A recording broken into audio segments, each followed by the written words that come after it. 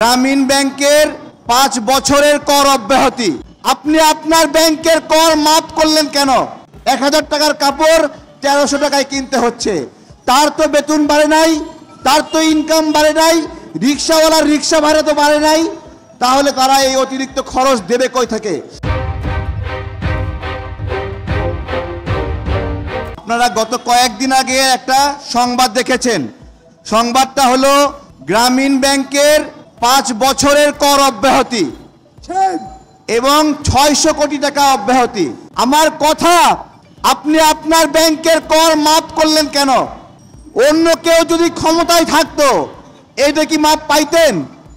তাহলে অন্য কেউ থাকলে মাপ পাওয়া যায় না, আপনি থাকলে মাপ পাওয়া যায়। এইটাই তো অন্যায়ের একটা মানদণ্ড। আমরা লাগাতার 3 দিন এখানে বসে আছি। ওরা ভাবছিল যে 2-3 দিন আন্দোলন করবে, পরে এখান থেকে উঠে যাবে।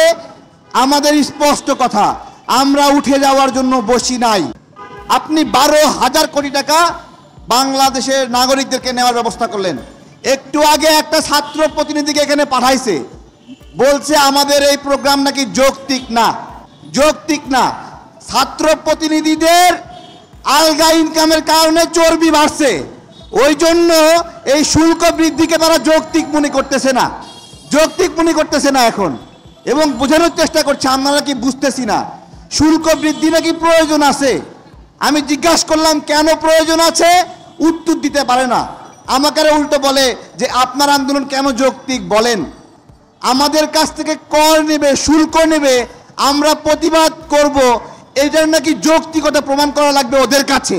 বাংলাদেশের জনগণের কাছে এই শুল্ক বড়ই সমস্যার কারণ। কারণ 900 টাকার একটা কাপড় তাকে 1100 টাকায় কিনতে হচ্ছে, 1000 টাকার কাপড় 1300 টাকায় কিনতে হচ্ছে। তার তো বেতন বাড়ে নাই, তার তো ইনকাম বাড়ে নাই, রিকশাওয়ালার রিকশা ভাড়া তো বাড়ে নাই, তাহলে তারা এই অতিরিক্ত খরচ দেবে কই থেকে? একজন বিশ্লেষক বলছিল এতগুলো মন্ত্রণালয় কেন, এতগুলো দপ্তর কেন, এদেরকে কেন বসে বসে খাওয়াতে হবে? এরা বাংলাদেশের কি সেবা দেয়, নাগরিকদেরকে কি সেবা দেয়? বাংলাদেশ যদি ডিজিটাল হয়, তাহলে ডিজিটাল হইলে লোক কম লাগে না বেশি লাগে? লোক আরো বেশি লাগাচ্ছে। তাহলে কি কথা ছিল? ডিজিটাল হবে, একজন আবেদন করবে অনলাইনে, কোনো ব্যক্তির প্রয়োজন হবে না। কিন্তু একবার অনলাইনে ফর্ম পূরণ করা লাগতেছে, আর একবার অফলাইনে গিয়ে সেটা গিয়ে জমা দেওয়া লাগতেছে। সেটা জমা দেওয়ার জন্য আবার 3 জন রাখা দিছে। এইটা হলো ডিজিটাল বাংলাদেশ না? ওরা কারা, কই থেকে আসছে? চর্বি বাড়ায় গেছে, জেলায় জেলায় চাঁদাবাজি করছে। সুনামগঞ্জের SR সুহেল চাঁদাবাজি করার কারণে লিফলেট বিতরণের নামে চাঁদাবাজি করছে, গ্রেপ্তার হয়েছে। কোন কমিটির বলবো না, কারা চাঁদাবাজি করছে আপনারা জানেন। তাদের বিরুদ্ধে স্লোগান হচ্ছে চাঁদাবাজের ঠিকানা এই বাংলায় হবে না। আমাদের স্পষ্ট কথা, যারা চাঁদাবাজি করছেন তাদের কাছে এই শুল্ক সমস্যা নাও হইতে পারে।